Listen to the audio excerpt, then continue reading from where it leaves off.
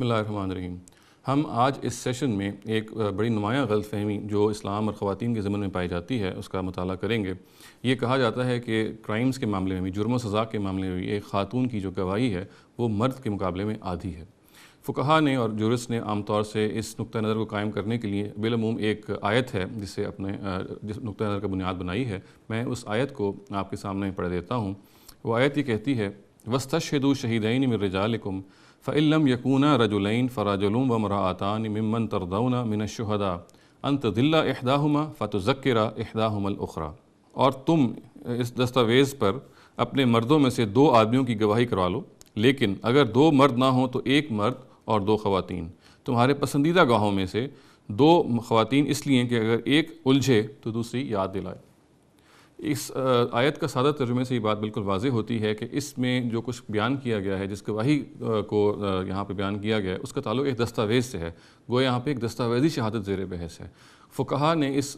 آیت کو مبنی قیاس بنایا ہے، یعنی بیسس آف انالوجی بنایا ہے، اور یہ قیاس کیا ہے کہ اسی طریقے سے، کیونکہ دستاویز کے معاملے میں یہ کہا گیا ہے کہ خاتون کی گواہی آدھی ہے، وہ یہ کہتے ہیں کہ جرم و سزا کے معاملے میں اول تو ان میں سے اکثر لوگ گواہی قبول ہی نہیں کرتے، اور جو لوگ قبول کرتے ہیں وہ یہ کہتے ہیں کہ اس معاملے میں بھی ایک خاتون کی گواہی عادی ہوگی۔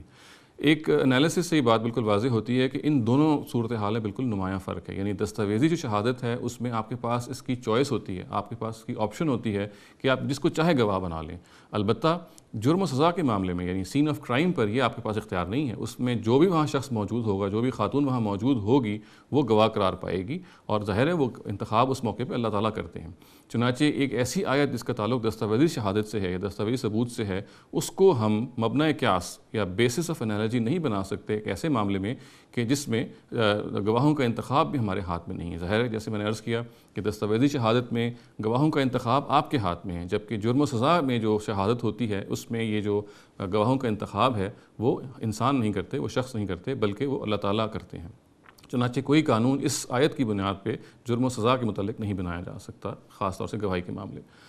دوسری بات جو اس آیت کے مطالعے سے واضح ہوتی ہے وہ یہ ہے کہ اس کے اندر جو بھی بیان ہوا ہے وہ کوئی لیگل انجنکشن نہیں ہے۔ ایسا نہیں ہے کہ کسی کورٹ آف لاء کو یہ کہا گیا ہو کہ آپ کے سامنے جب کوئی معاملہ یا کیس آئے تو آپ کو اس اور اس طریقے سے گواہ لینے ہیں، بلکہ یہ ایک سوشل ڈائریکٹیو ہے، ایک سوشل کاؤنسل ہے، ایک سوشل سجیشن اور ایڈوائس ہے جو مسلمانوں کو ان کی ذاتی حیثیت میں دی جا رہی ہے، تاکہ جو معاملات وہ کر رہے ہیں مال وغیرہ کے، فائنینشیل ٹرانزیکشنز کے، ان کو نزاع سے پاک کیا جائے۔ اور یہ بالکل بات واضح ہو جاتی ہے کہ ہم اس سلسلہ کلام کی آخری جو حصے کی جو آیت ہے اس کا مطالعہ کریں۔ آیت یہ کہتی ہے کہ ذالکم اقسط عند اللہ واقوم للشہادہ وادنی الا ترتابوا، اللہ کے نزدیک یہ طریقہ زیادہ مبنی پر انصاف ہے، گواہی کو زیادہ درست رکھنے والا ہے، اور اس سے تمہارے شبوں میں پڑنے کا امکان کم ہو جاتا ہے۔ چنانچہ یہ بات واضح ہو جاتی ہے کہ یہ آیت بھی مسلمانوں کو ان کی ذاتی حیثیت میں ایک ایڈوائس کے طور پہ کی گئی ہے، اور مجموعی طور پہ ہم یہ دیکھتے ہیں کہ اصل میں اس آیت کا ایک خاتون کی جرم کے معاملے میں گواہی سے کوئی تعلق نہیں ہے، اور ایک مزید مطالعے سے یہ معلوم ہوتا ہے کہ جرم و سزا کے معاملے میں سوائے دو معاملات کے، وہ جس کا مطالعہ ہم انشاءاللہ کسی الگ سیشن میں کریں گے، اسلام نے